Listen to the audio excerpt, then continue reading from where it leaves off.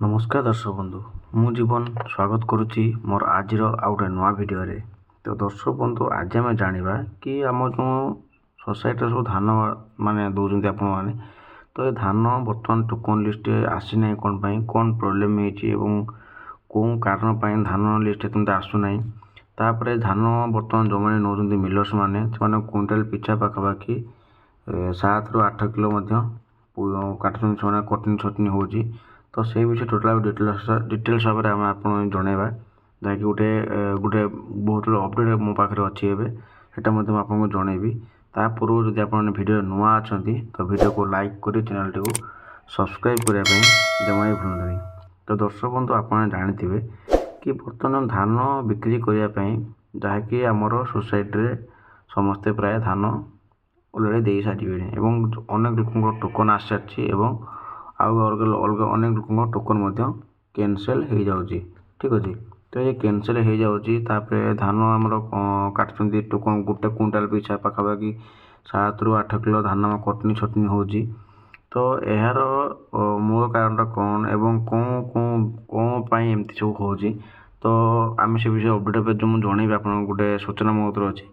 कहीं आम भी जो भिडियो बनाओ किसी प्रमाण नथिले आम किसी भिडियो बनाऊना। तो चलते देखा कौन से जिनसटा देखो ये लिखाई कि राज्य में स्वाभाविक हो पारे धान बिक्री टोकन लाभ सहित मंडी उठुनी धान जहाँकि नहीं चाषी मध्य घोर असंतोष देखा मिली। विभागीय मंत्री कहते कि सरकार बदनाम करने को आंदोलन को ओह्लाई नकली चाषी आउ यार जवाब रखिंट विजेडी राज्य विभिन्न मंडी में प्राय समान स्थिति भी मंडी में चली मिलर राजनीति। ठीक अच्छे माने आप ध्यान सहकार आप भिडियो देखो विभिन्न आड़ देखाई मंडी में कटा जाउछि धानर मान को निम्नमानर कही क्विंटाल पिछा 7 ରୁ 10 केजी कटनी छटनी अभियोग होइछि। समवाय संपादक चाषी अटकाइबा पर सृष्टि होइछि उत्तेजनामूलक परिस्थिति नुआपड़ारे भी टोकन मिल चाषी मध्य तीव्र असंतोष देखा मिली। ठीक अच्छे मुझे कहली आपको कि गोटे क्विंटाल पिछा आपर धान 7 ରୁ 10 केजी कटनी छटनी होता अभियोग होती। ठीक अच्छे देखो ये लिखाई 7 ରୁ 10 केजी आपंकर कटनी छटनी हो। ठीक अच्छे ताकि आम अधिक स्क्रॉल कर देखो लिखाई ये टोकन विभाग चाषी असंतोष किसी चाषी को मिले टोकन और मंडी में मंथर गति चली धान किणा। ठीक अच्छे माने तो चाषी भाई मानक आम टोकन मिलूना किंतु मंडी में मंथर गति चलती आम धान किणा। ठीक अच्छे तापर देखो हारका स्क्रॉल कर देखा आदि देखो लिखाई चाषी राज्य में चाषी नाना असुविधा सम्मुखीन होता बेले विभागीय मंत्री रखिंट अजब युक्ति कहते कि राज्यर सठिक भाव चली धान किणा प्रक्रिया जी आंदोलन कर चाषी नुहति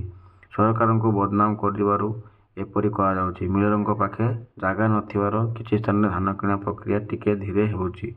टोकन अवधि आ 15 दिन बढ़ावा को जिलापाल को निर्देश दी जाए।